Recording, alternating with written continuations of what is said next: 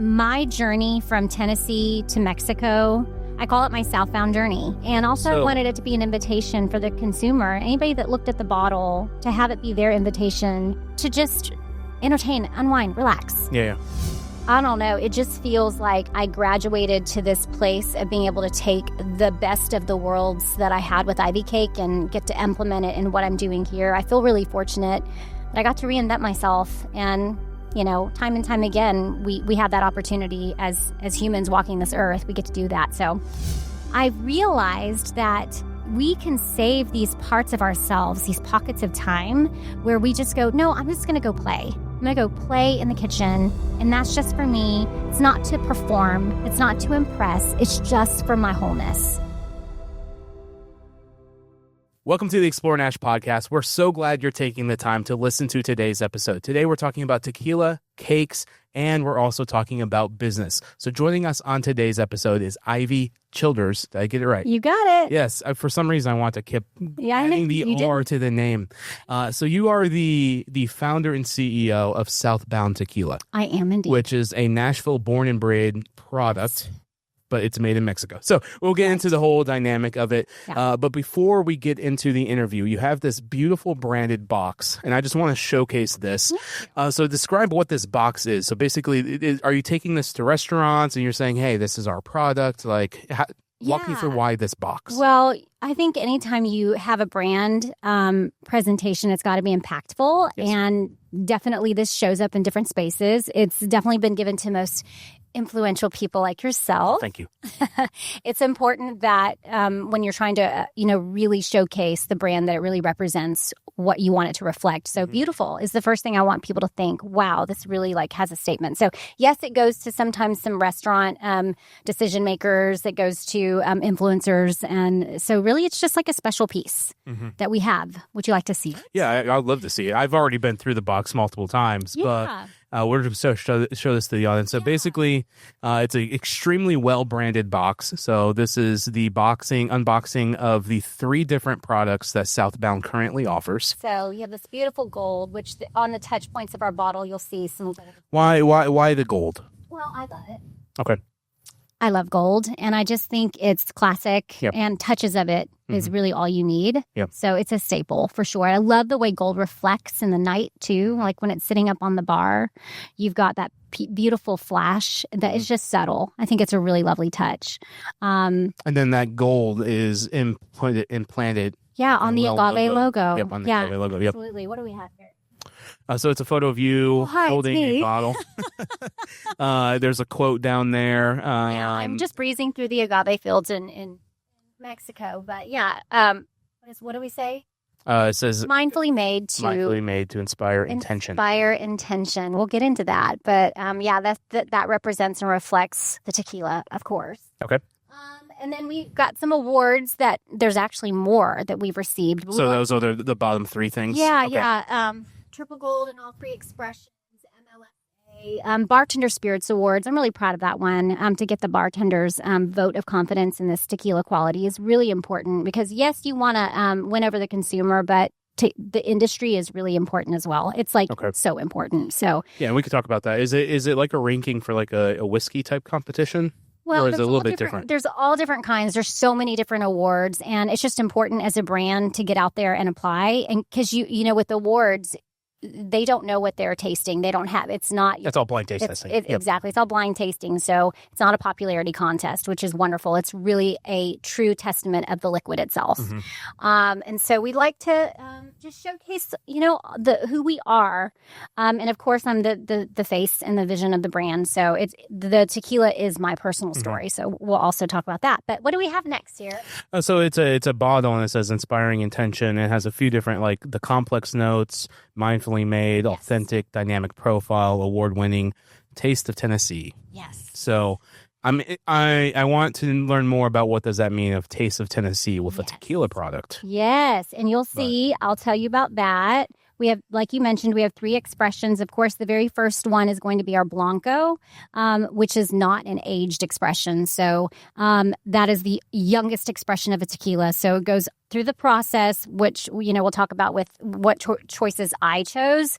And then after distillation, it goes straight to bottling. So that's the first one. The second one, okay, so what we need to understand here is that when we're talking about these three expressions, we're really only talking about one spirit, and that's the one I just brought up, which is the Blanco. Okay. So that is why it was so important for me to have a very high quality process in a tequila, because the other two expressions, the Reposado and the Añejo, are only going to be as amazing as the foundation of the Blanco. And so that Blanco is then put into a barrel, a Jack Daniel's Tennessee whiskey barrel. There's the taste of Tennessee. That is the taste of Tennessee we were talking about. Yep. And so our Reposado is aged for 4 months in a Tennessee whiskey barrel. Okay. So it went from Blanco. It's pulling from those notes of that Tennessee whiskey. Okay. Exactly. And it's pulling from that barrel. It's a second time use, of course, not a first time use.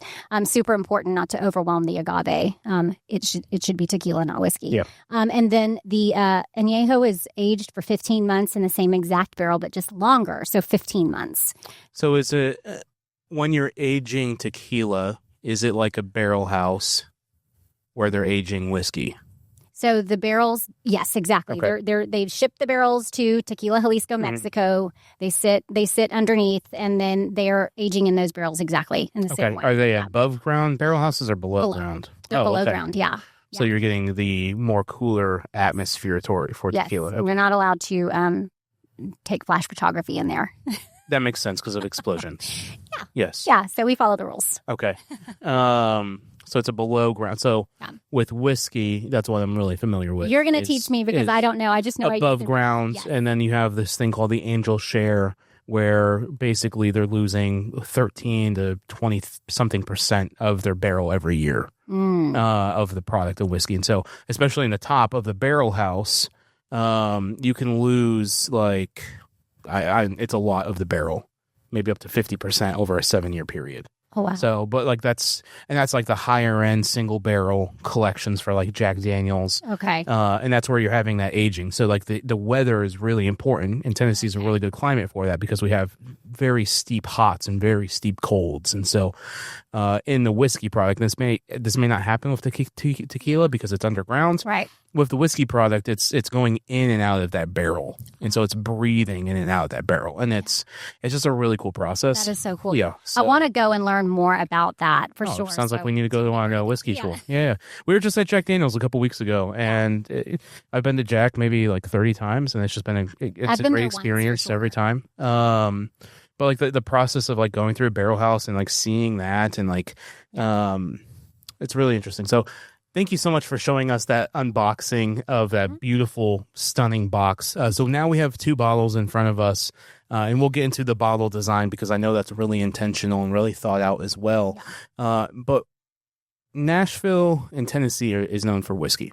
We're known for Tennessee whiskey. Yeah. So why tequila? Like it's just like. Yeah. Are you trying to make tequila like a big thing here? Like, why tequila? Well, tequila was always my spirit of choice. I think that's the first place I can authentically say that's why tequila for me, is because that's what I was seeking.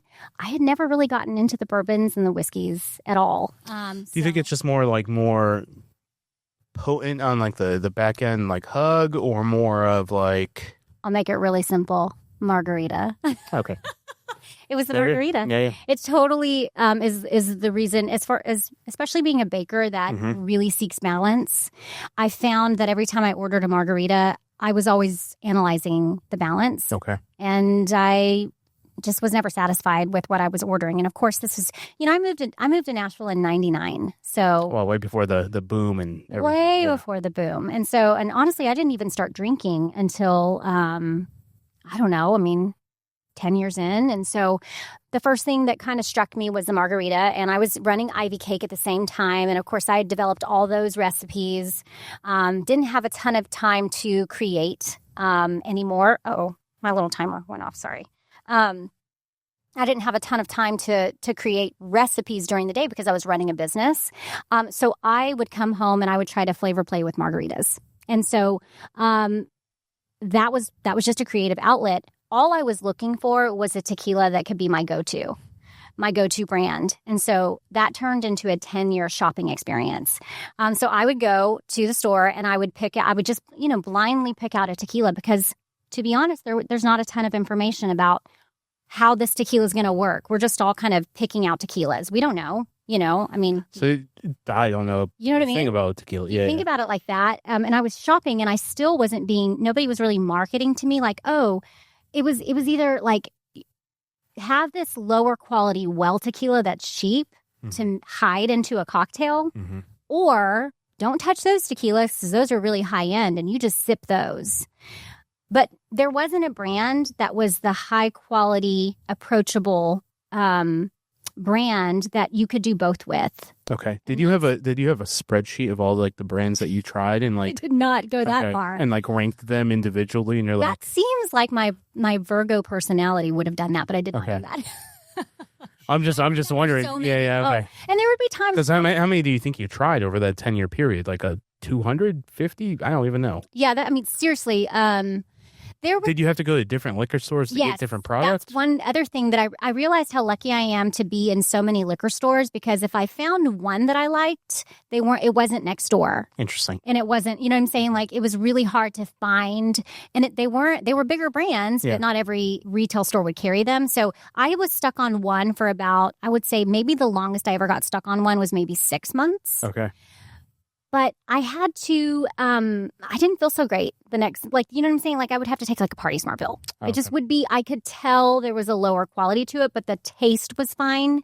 So I just started dissecting. Was that because of the process of how tequila was made? I learned later. The lower quality of the product? I learned later that when I went to Mexico, after I sold Ivy Cake in 2019, so it's still run as Ivy Cake, but it's under new ownership. Yeah, and I want to talk about. I definitely want to talk about the cake business. Yeah, sorry. But so when I went there, and I started vetting distilleries to find out which one would be a good fit for me to work with, I had to learn about the shortcuts that are taken in the tequila industry. Okay. And so, yes, it's about pulling that agave too early, fixing it in post because it wasn't fully mature. It wasn't really fixing it with sugar, fixing it with additives, certain ways to sweeten up what wasn't fully developed in the growth process. Okay. I didn't want to do any of those things. So you can choose all of those things. You can, cut corners in tons of ways, like the cooking method. You can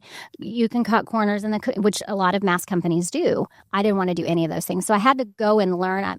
I'm by no means like a full-on expert, but I had to learn what not to do so that I could choose the right choices. And so it took my time. Can you walk me through, because I've never seen it done, the process of making tequila? Yeah, I mean, it's really, I can do this simple. Because like whiskey is 50% corn, barley, and so like is like walk me through like the whole thing of making tequila. Okay, so first, it's only blue agave. Okay.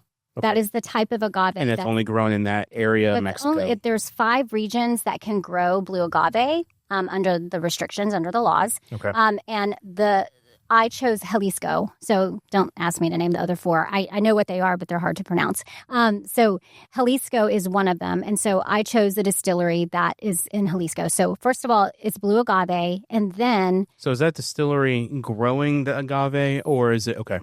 So not only do they have their own, they have their own estates, but they also have long-term contracts with other agave farmers. Why I chose them is because if I'm going to scale nationally, I wanted to know that I could stay with the same distillery, and then I could grow with them. And so when I visited the distillery, I saw, I'm going to be in this section of the distillery for a while on this belt because it's a smaller format. But when I get to a place where I'm nationwide, I can just move over to this one, and it's all in the same quarters. Oh, that's great. So I loved the idea of knowing that where the agaves were sourced and how I could stay with the same distillery. And so... How big of a farm is it? Oh, gosh. A couple thousand acres, probably? Yeah. Okay. For sure. It's huge. And I've visited the humidors and, the guys that harvest the agaves. I've seen them do it. Don't ever touch one of those. I mean, it's definitely a scary process. They know what they're doing. Okay, so you can choose to go the full length. Usually it takes about anywhere, just depends, 6 to 8 to 10 years for a fully mature agave.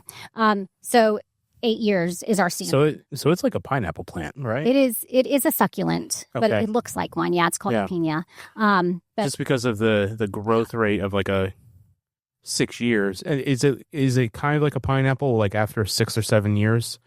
And some of them you can do in like 3.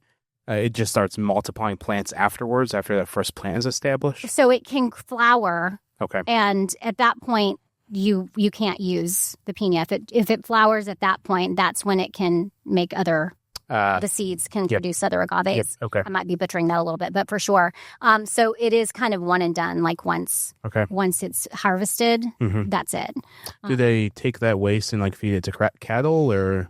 The waste of that's a good question. I know that the fibers can be repurposed for some of the, I don't know. That's a really. It's okay. It's all back in there, and I'm like, ooh, we're getting too in the weeds of farming. That's just my farming. You know what's funny is that I did take a certification class like very early on in this process, and I got the certificates, and I did all the at-home tests. So I'm like, ooh, I need to brush up on those. Again. But I just I'm gonna ask questions that are like way out there, and you're like, where did that come from? Yeah, I'll just tell you. So, I don't know. 8 years for this plant to mature. Yeah, 8 years. And then so then it gets harvested, and then the way it's harvested can determine. I'm just like my mind is going to crop management, and like how are you segmenting these fields of so like that's what I'm thinking of. And also there's 2 different regions that create profiles. So there's the Lowlands and the Highlands. So a lot of times you can pick up a bottle of tequila and it's 100% the Highlands blue agave, or you can pick up a bottle of tequila and it's 100% the Lowlands blue agave. And that's required on the bottle to say that? No, you don't actually. It just has to say 100% blue agave. Okay. But what's really interesting to know is the regions that they come from, because it will affect the profile. Okay. So what Southbound is 80% Lowlands and 20% Highlands. And so I kind of got off course. I was talking to you about the process of making tequila. Do you want me to go back to the... No, let's go with the 80-20 right now, and then we'll go to the process. Okay, gotcha. So, and that kind of goes into, you're going to ask questions because that goes into, okay, well, why those? So there's 2 regions, and a lot of times it's just one or the other. So the Highlands is going to be more of your sweeter, floral, fruity notes. Okay. The Lowlands is going to be more earthy, peppery, mineral-rich notes. So I kind of call it a little bit more savory, kind of a little bit. So to me, a fully Highlands tequila doesn't lend itself well to mix well with other flavors as much, because it has the sweeter notes to it. So it's not going to play well with cocktail components. And what was important for me was to have a profile that could be both it can make an elevated cocktail, but can sip on its own and be very interesting and complex. So, like, if you're sipping the Blanco right now, you should be tasting some of the, like, walk me through like a taste when you're profile. tasting the Blanco, just by itself, without a cocktail. First of all, this isn't, all 3 are incredible sipping tequilas. That's the first thing I want to say. That's so important to me. And that's a relatively new thing in the tequila world, is a sipping tequila. Well, I think people are really getting on board with it now. They're starting to really understand. Because whiskey is a sipping drink. Right. Whiskey is not supposed to be taken in shots. Right. And the only reason it's called a shot is because they were giving away a bullet for the shots. But yes, tequila, it should be. And I want to lend my voice to the conversation that tequila should be a sipping tequila. No matter what. If you want to shoot it, fine, but that's never what it was intended to do. Shooting was for getting past the low quality. And getting drunk fast. Yes, exactly. So tequila actually, when done right, like Southbound, has a profile, and it keeps getting interesting. Like, to me, I've had this tequila now I launched it 2 years ago, lived with it for a full year before launching it, just to make sure my palate didn't move on, because it does.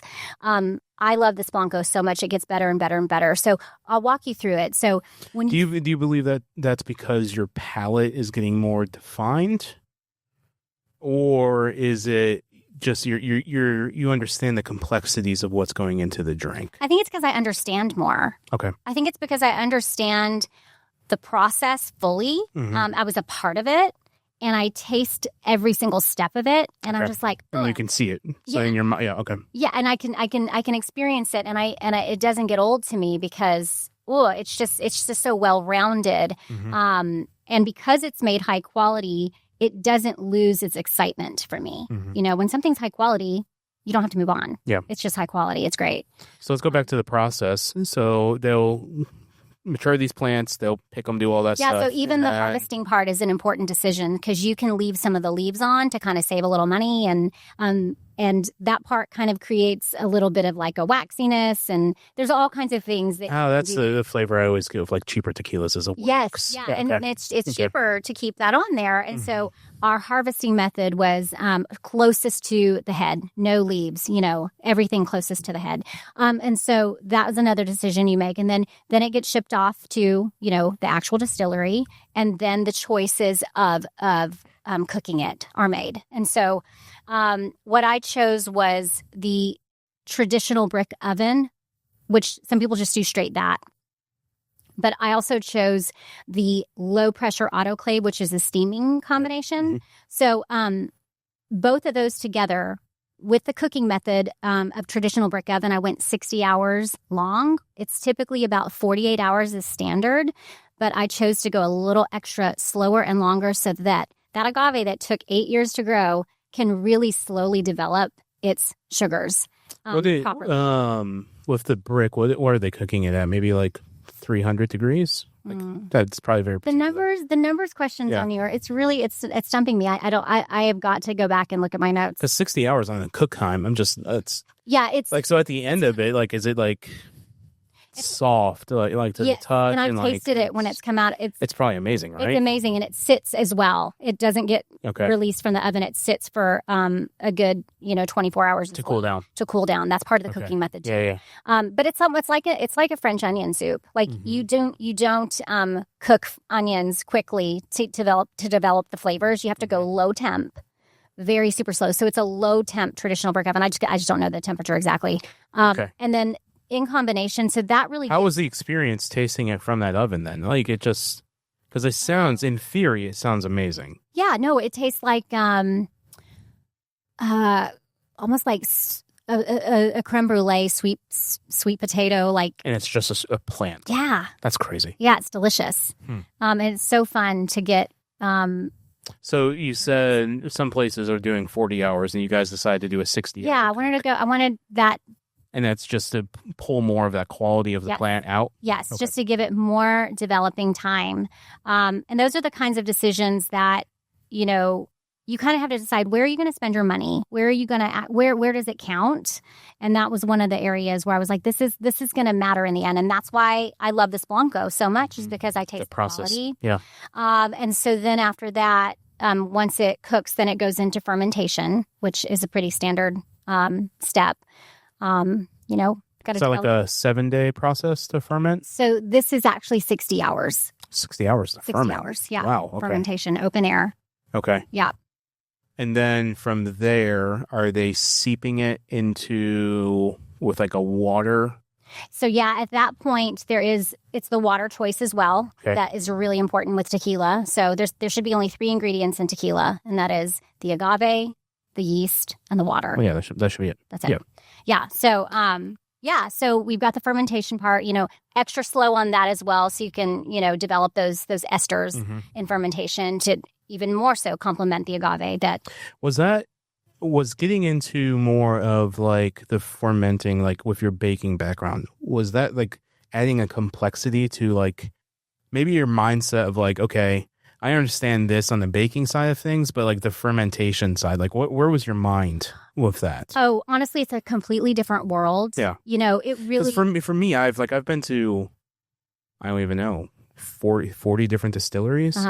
The fermentation still, like, it tricks me in my mind of like how it actually happens. Right. Yeah. No, I really have, like, it's as far as like the understanding of it, it's really mind blowing. Yeah. I just feel like with baking, it's there's just an understanding there that I don't even think about, but with them, they're the experts. And I just was sitting there going, okay, this isn't... I don't understand it. Yeah. I don't understand it, but it's a beautiful process. And if it's consistent and, I trust the experts.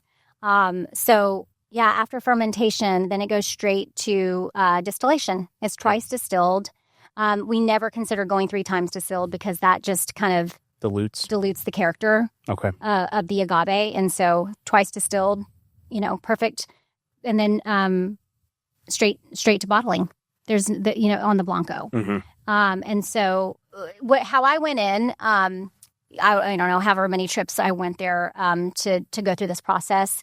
It was really like, for me, I had to know that it would make an amazing component to a cocktail first, because that's where I started this whole journey. It was like, how is this profile going to play? Like, I drink this in my margarita. Yeah. And then beyond that, the versatility of the profile to go beyond the margarita was what was really important to me, because you can make a great margarita with pretty much, not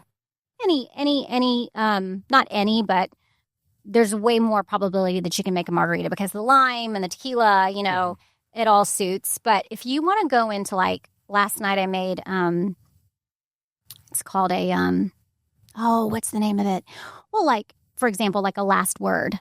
Oh, a division bell. Have you ever had a division bell? Never even heard of it. Okay, I just learned about it at a hotel for my birthday that I went to. But it had like all these different liqueurs in it, like Luxardo, Maraschino, Aperol, and a citrus. And I used my Reposado. Was it amazing? It was amazing. Sounds delicious. It's because the versatility of the profile was meant to be a canvas when it's mixing with other flavors. Mm-hmm. The way that it is the 80-20, it just is a versatile profile to make anything. Mm-hmm. And to me, I wanted to offer a spirit, specifically tequila, because I love so many things about tequila when it's done right, just personally, the way it integrates into my world. But to have it be beyond the margarita and to have it be a sipping tequila, like, to me, that's why I had to start with, how does this play well with other flavors? Because that was so important to me as an entertainer, as somebody that loves to offer ideas for people at home that are like, I don't know how to make a margarita. Okay, here's how to make a margarita. But also, like, what else do you like? Do you switch to vodka when you have a lemon drop? Let me help you with that. Actually, you can stick with tequila, because this profile was meant to be incredibly playful, but on its own, it transforms into this amazing sipping tequila. You can experience authentic, delicious tequila, on its own, the way tequila should be enjoyed. Is that more dry or on the rocks? Can you do both? I do both. Okay. I do both. Like, I sip this dry. Yesterday I had it just a little bit. It's so delicious. But if it's a nice summer day and I want it on the rocks, I'm not so much of a purist. I'm like, I can't. Have you ever done anything with your tequila and watermelon? Yes. Have you aged? What is where you put like the bottle of tequila in the watermelon? Yeah. I have not done that yet, but I've seen it on the gram. On the gram, yeah. It's always interesting because like all the little things. I have made popsicles out of my Clean Classic recipe that froze nicely. That made a great popsicle. But yeah, I feel a little lame because I see all those things and I'm like, oh, it's going to make a big mess. Yeah. I'm thinking of summertime products for it now, but like now we're getting into fall and I'm like, this is probably where more fall type things may come out. That's the other thing. Yeah. So the other thing is, like, I love to think of tequila as year round, and you will be shocked to know, like, I don't drink all the time. Like, it's incorporated in my life in a really, like, intentional way. And that's the whole, like, sort of ethos of this brand, is it's a lived experience. Like, if you are going to have a lovely moment where you would love a great cocktail, or you'd love to, like, have a moment with a friend, have the best choice available. And that's what I wanted to offer. So in the fall, like, I get so excited because I make a great apple cider margarita, a great, a s'mores. That sounds amazing. With Reposado. Describe that. Okay, yeah. It's just got cocoa powder, agave, and what else does it have? It's been a year since I developed it. I've got them all on my website, by the way. I've got over 50 cocktail recipes that are spring, summer, winter, and fall.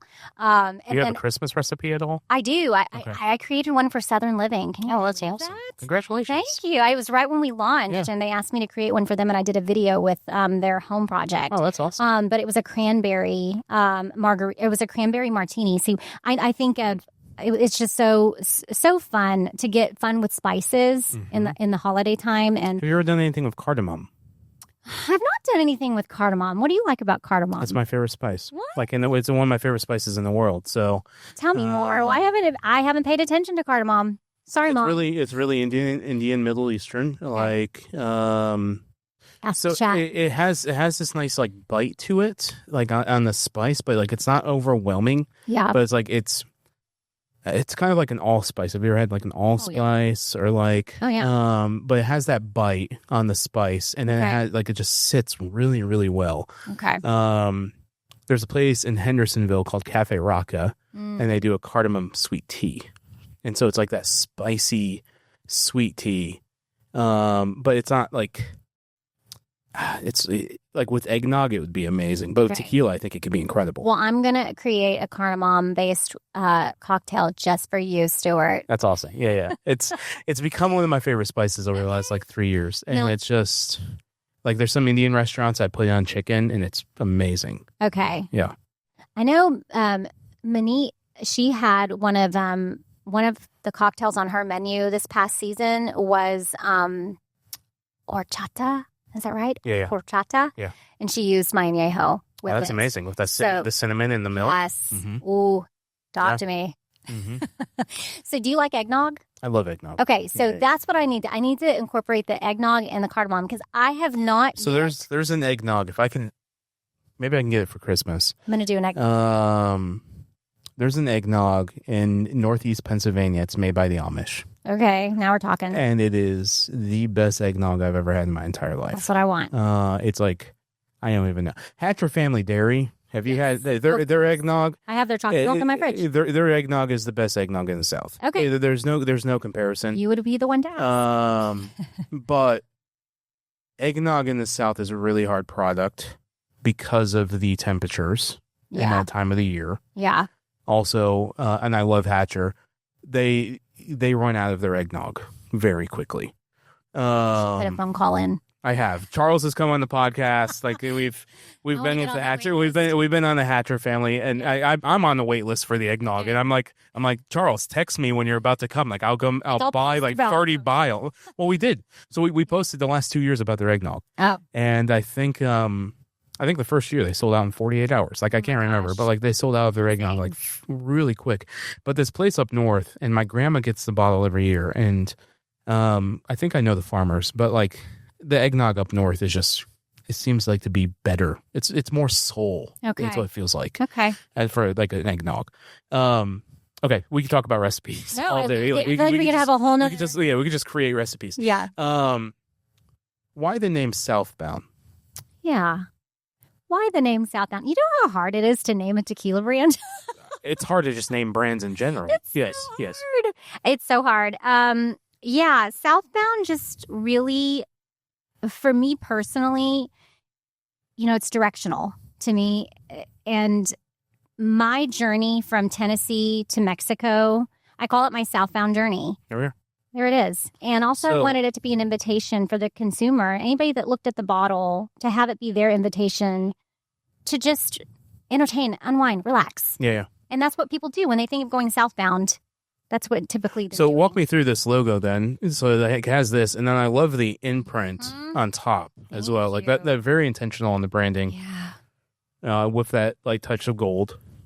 I love, pointing to where it all stemmed from is the agave plant. Yep. It's so important to pay respect to what produced this product. And so I wanted the agave plant to be on it. But so many people have the agave plant on their tequila bottle, and I didn't want it to come close to what anybody else's looked like.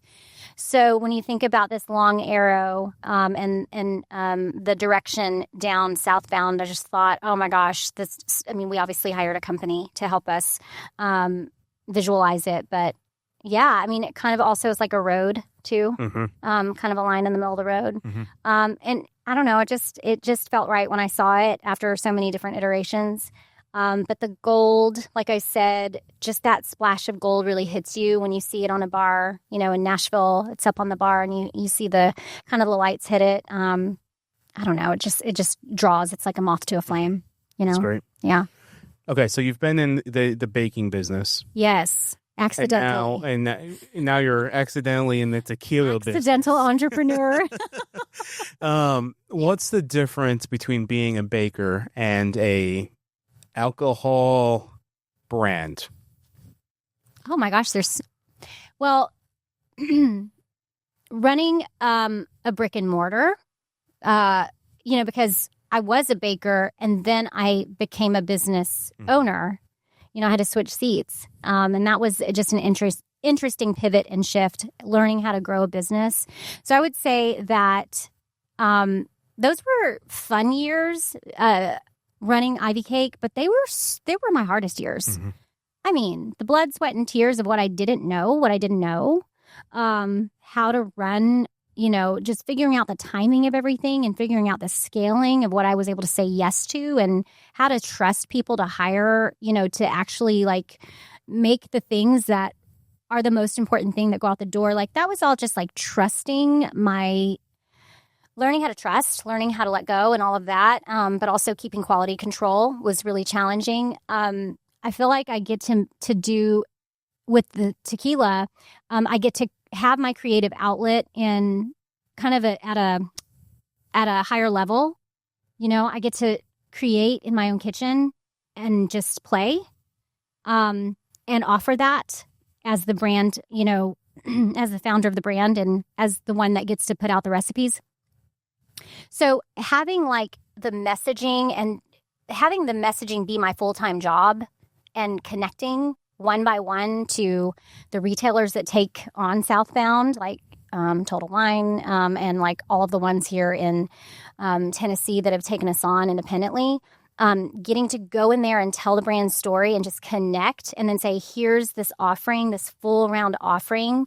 I don't know. It just feels like I graduated to this place of being able to take the best of the worlds that I had with Ivy Cake and get to implement it in what I'm doing here. I feel really fortunate that I got to reinvent myself. And, time and time again, we have that opportunity as humans walking this earth. We get to do that. So it's quite different. I mean, the spirits world is incredibly challenging in ways that the bakery world will never be. From a legal standpoint. Yeah. Yeah. And also just distribution standpoint too. Yep. 'Cause you can make cakes and you can sell them wherever you want. Take them on. That's right. I can ship them to you. I can, if I wanted to go nationwide, there are no problems. Put it on dry ice and send it. Exactly. So there's so many different obstacles to learn about with the spirits world. But, what I love about being here in Nashville, I launched it here in Nashville just 2 years ago. Obviously, this is my home and my entrepreneurial home.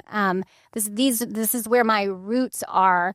And to be able to launch it in Nashville has meant the world to me, because it's a relationship industry first before it's anything. No matter how much money you have to start a brand, it's a relationship industry. And that's where Nashville's really, stepped up for me. And I still have so much room to grow here in Nashville. I still am, I'm still trying to claim Nashville.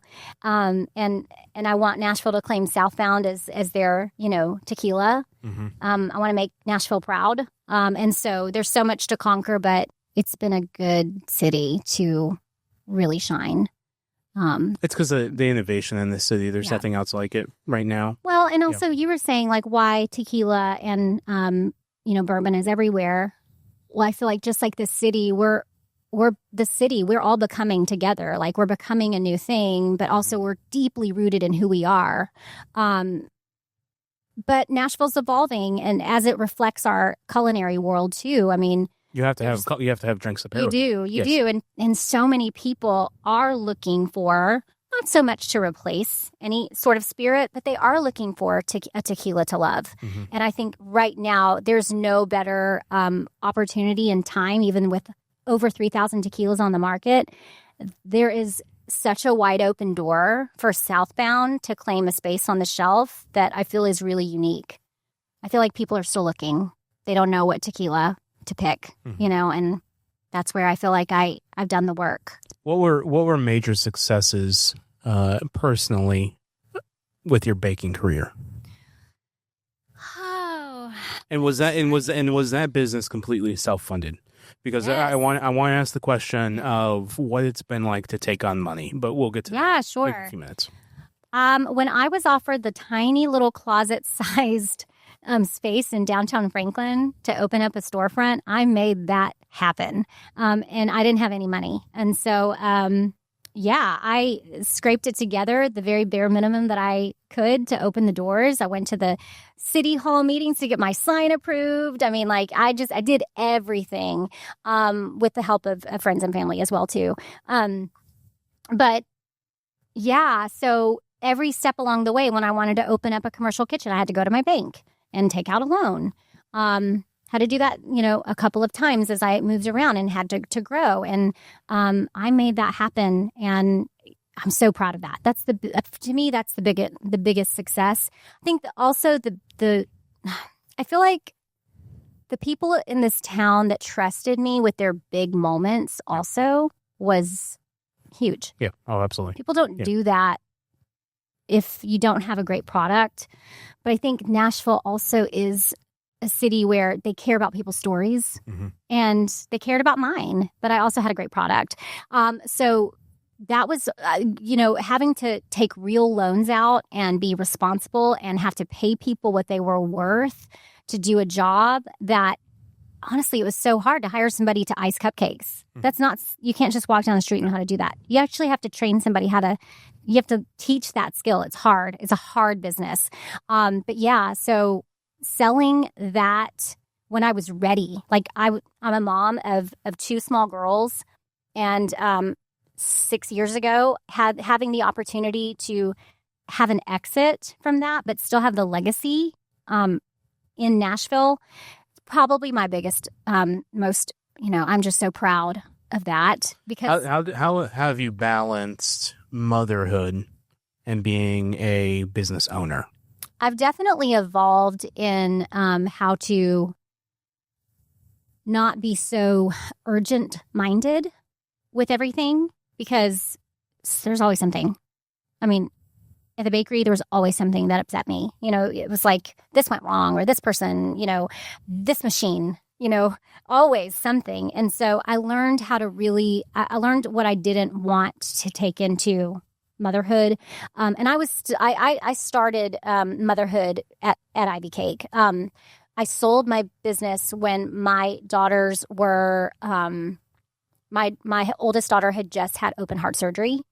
That was around the time that I knew I was wanting to wrap up my chapters there. So, sorry, the question was, how do I balance it? Today, when I'm done working, I just go straight into, I'm with my kid. I have to travel a lot with the tequila business, and they are good because they know when I come home and I'm like, all right, I'm home. Let's do this. Like, let's have conversations. Let's sit and let's make something together. Let's do it. I'm really intentional, not to bring it back around to the brand, but I mean, the brand is a full embodiment of what I believe is true. Is like, if you put true intention to every piece of your life, nothing is separate. That's how I'm able to show up and be a mom and an entrepreneur. It's just solid, radical intention. What was the biggest failure you learned from being a baker?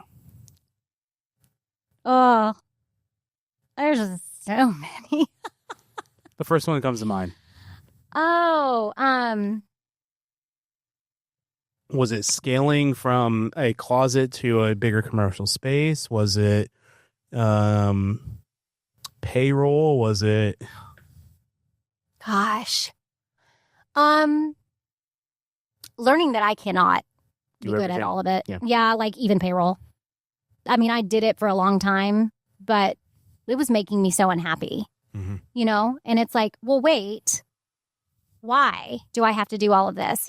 Is this what I got into this for?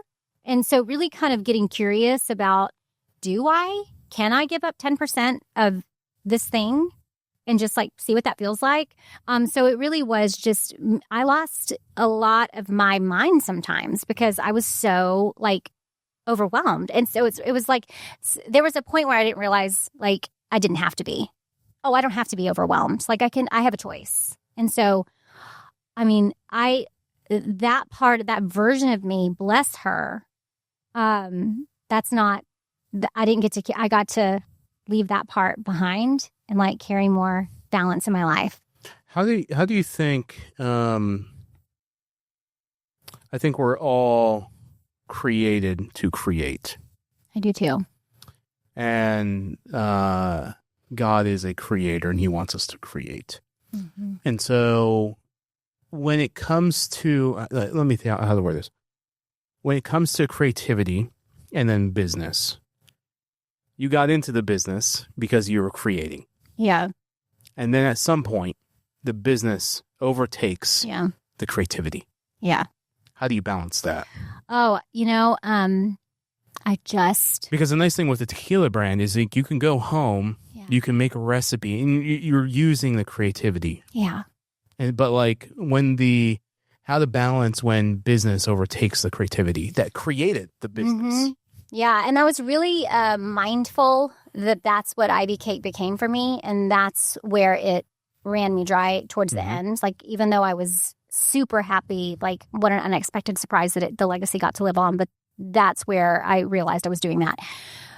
I was just thinking the other day, when am I just the most fulfilled? When am I so just, no one's looking? It's when I'm in my kitchen and I'm creating something my mind gets to detail and change and fail, throw away and redo. I was doing it the other day with pizza crust. It was just fun. That was it. I was just like, oh. And then I was like, you know what I end up doing? And this wasn't a judgment on me. I end up turning this into a business. Yeah. But I realized that, oh, no, we can save these parts of ourselves, these pockets of time where we just go, no, I'm just going to go play. I'm going to go play in the kitchen. And that's just for me. It's not to perform. It's not to impress. It's just for my wholeness. Mm-hmm. So I've learned to just go and do those times like on, Sunday afternoon or Saturday afternoon. I'll go and have those moments that are just playtime for me. And my kids are right there in the kitchen. They're helping me or whatever, but I've got this thing in mind and I'm doing it. I'm really careful in my, I've not, because I'm so busy traveling right now, I've not created a lot of recipes for the brand, and probably in the last couple of months, I kind of just got back into it. But I was like, I start to notice, like, I'll go through these windows of times where I'm too overwhelmed with other aspects of the business that my creative channel isn't as up. So I'll just take note and say, okay, I'm going to just go find. I can't create for the business. I'm going to go create for my personal life, and that's where I get back to myself. Is when I have to separate from business. I'll go, create a beautiful cauliflower dish, and then I'm like, oh, I'm whole again. So it's really hard in business because creativity is such a driving force with staying innovative and staying ahead of things that it becomes like a task, and the urgent feeling of like, oh, am I not doing enough? Am I not staying ahead of it enough? Am I not thinking? So it can get overwhelming. But a team around me also. I mean, I'm not the only one at Southbound. I mean, we have like 9 people on our team that we collectively collaborate with throughout the week. And I'm able to kind of offload some of those burdens and say, ooh, I'm not feeling like I'm able to, ooh, can you take that meeting? I'll say to my, co-founder, can you take that meeting with that contract and just fill me in? Because I'm feeling like I'm doing a lot of creative stuff right now that I can't. So just managing, being aware. So Southbound, you had to do fundraising. Yes. For the first round. I think you're going to be working on round 2. We have an open round right now. Yeah. That takes a good bit of time. What was that experience being completely self-funded with your previous business and then getting into fundraising? Like what was the dilemma? Oh, really the dilemma, raising money? Not raising money, but maybe more of, yes, we could talk about the raising of the money, but like more of like for me, and this is maybe just more of a personal question than for the audience, but it's like me and Aaron have built XPLR.NASH from 0 to what we are today. Yeah. So we're completely self-funded in that way. We haven't taken investors. So where was that mind shift of like, okay, I have this product that I want to create, but to create this product, I need investors, because to get this off the ground is very expensive. Well, I'm going to just say, first and foremost, I do not like asking for money, like at all. And so I had to realize that me raising money was not asking for money. Yep. Do you know what I mean? Yeah. Like it's a business model. It's a business move. And so there was a shift in me that had to realize, wait, but I did this all on my own with Ivy Cake. This is so unknown to me. So surrounding myself with my, business partner that had, done this kind of thing before, and I had to learn, what it was all about. So really, go ahead. So do you think that dilemma was more of I think for me, because it's interesting. In the last week, I've had 10 emails of people trying to offer to buy our business. And I've told congratulations. And I've told every single one of them no. Yeah. Because they're going to offer me something, and also I'm in this for life. And so my wife knows that, my business partner knows that. I'm in this for the long haul. This is you. But they're going to offer me something that may look pretty right now, as an offer, but in 3 years, it's going to be 10x to 100x what they offer. Yeah. And so for me, the dilemma is I have poured 10 years of my life into this. Yeah. I can't have an outsider come in and say, yeah. And it's the creativity. It's the creativity. It's the creative control of first off, I don't want your money. Yeah. I'm going to go find the money myself. Yeah. And then you want creative control. I want full control. Absolutely. Yes. Yeah. And so I think that's the dilemma, because we've had multiple people offer us money. Yeah. And some of it's been very large sums of money. Yeah. And I've told them no. Yeah. And I said, in 5 years, it's going to be worth 100 times more than what you offered.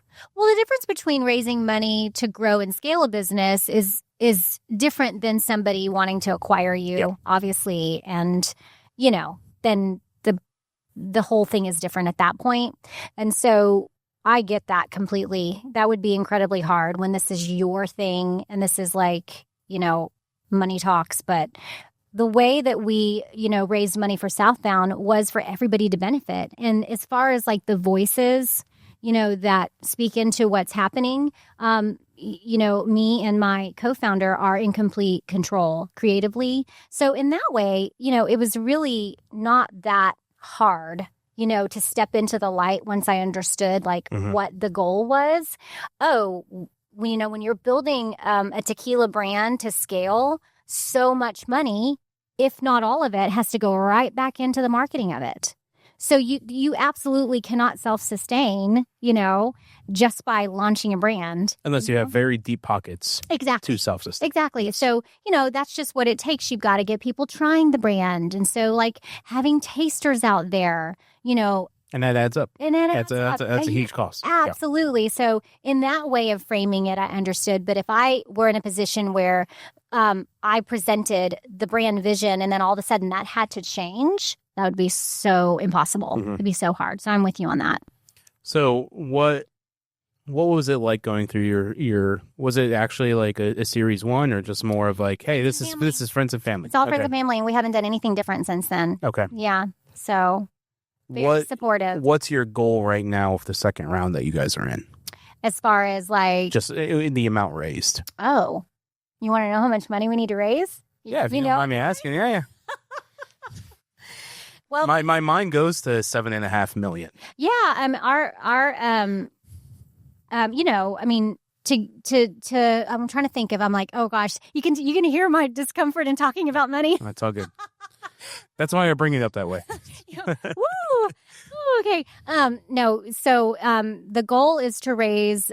See, again, you have called me out twice on numbers, and I'm just the worst in numbers. But 8-9 million.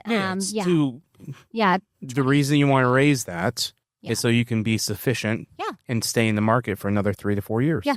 That's how every brand have to do it. That's how you have to do it. That's how you have to do it. Yeah. Yeah. That's a lot. A lot of money. It's a lot of money. Not cupcake money.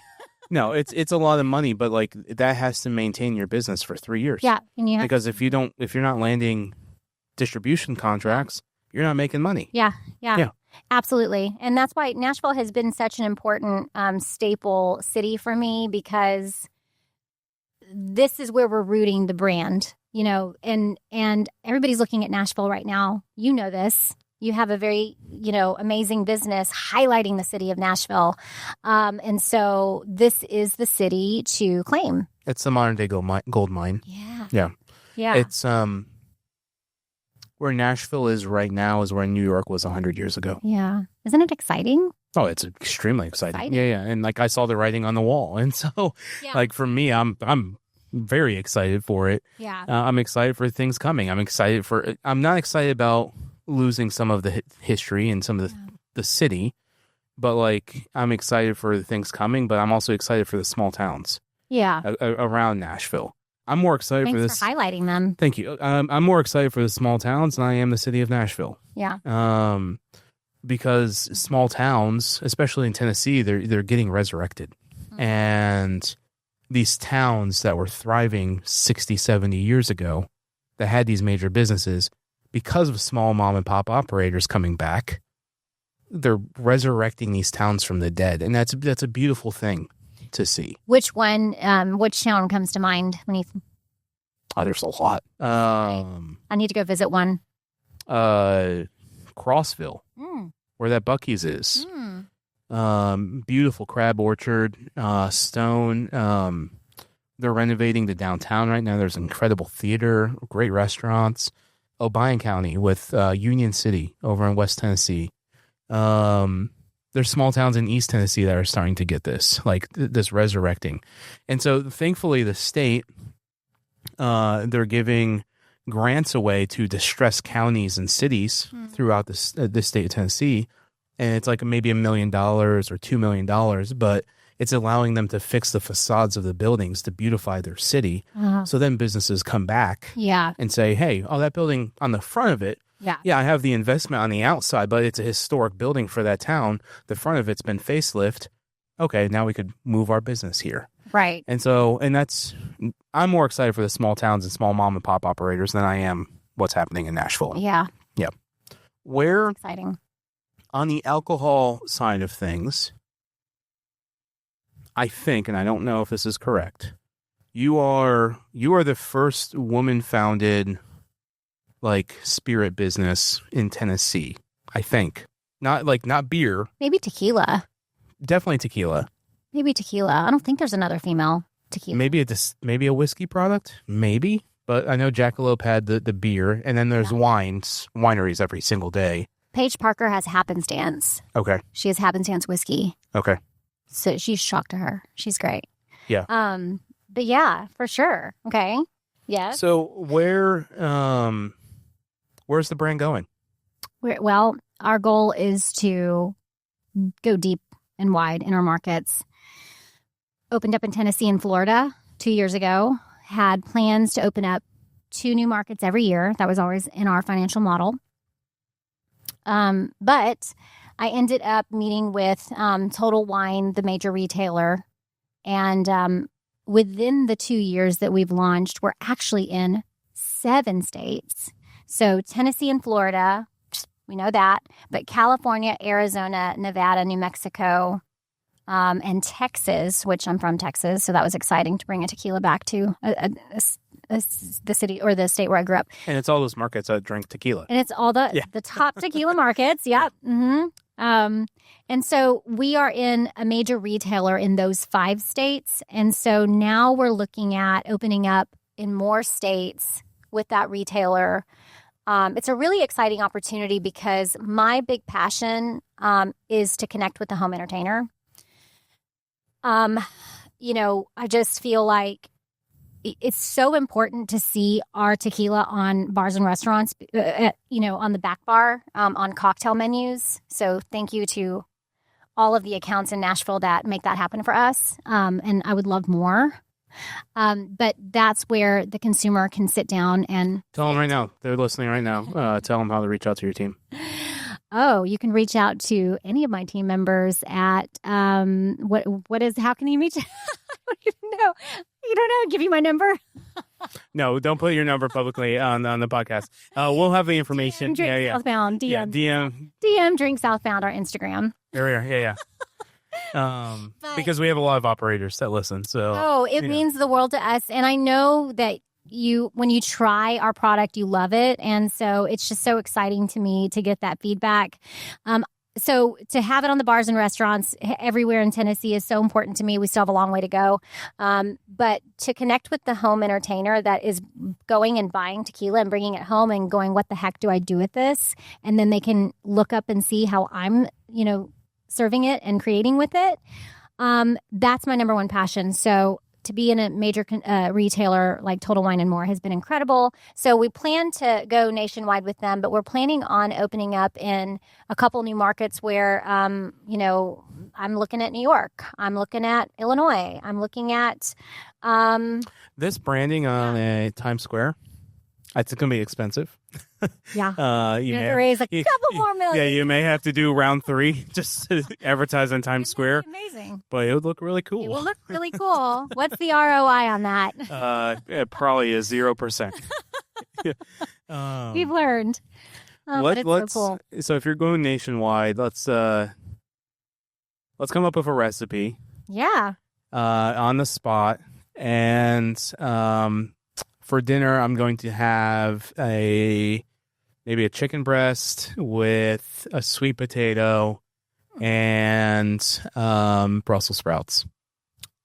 That sounds amazing. My wife is not making that for dinner time. Oh, it does sound amazing. Good though. Sweet potato. Yeah. What's on your liquor bar? You've got Southbound. What's on Southbound, your? What do you have in your? What are your ingredients? Or do you want me to just say? You just come up with something. Oh. Yeah. Oh, what's fresh on my mind is okay. How about an Old Soul? I'm not sure what that is, but let's talk about it. Okay. So I know I've heard of it, but I can't name it off the. Yeah, it's like an old fashioned. Okay. But instead of doing 2 ounces of añejo, you're going to do 1 ounce of Blanco, 1 ounce of añejo. Mm-hmm. Do 1/8 of an ounce of agave, light blue agave, and do aromatics, 3 dashes of aromatics, and then do I want to do orange bitters?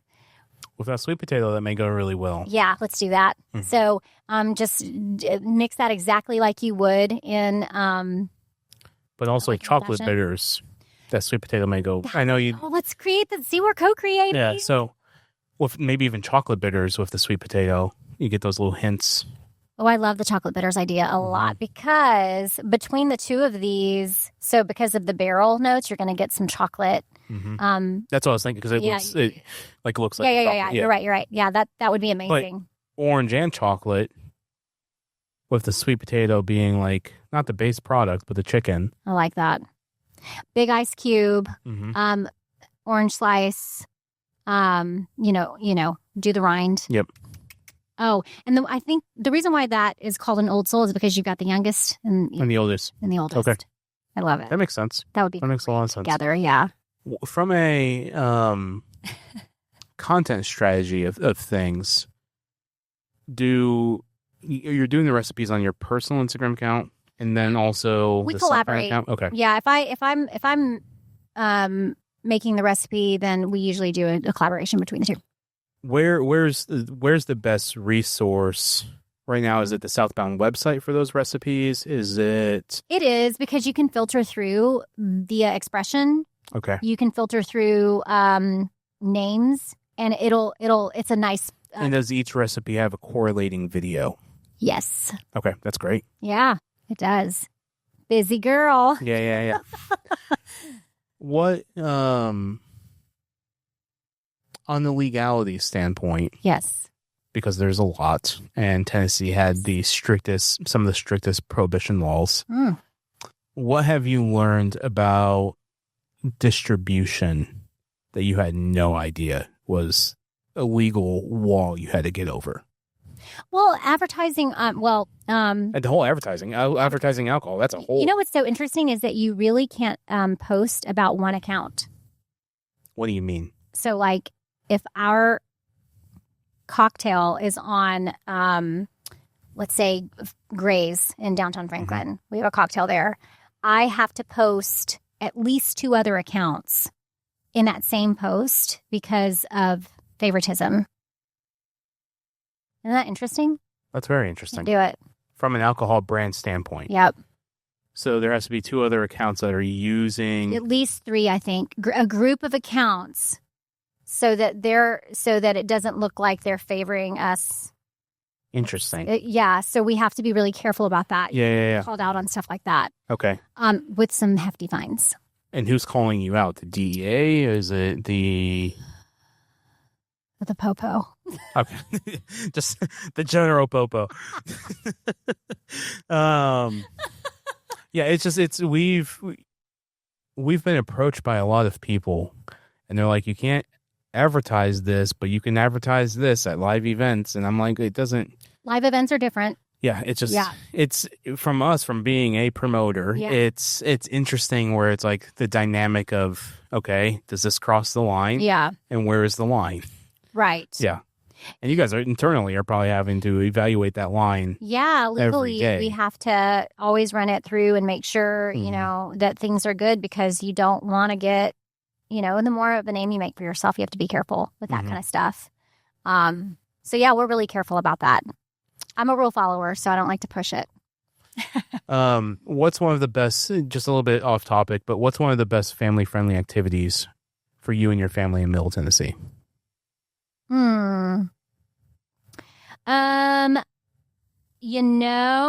I love,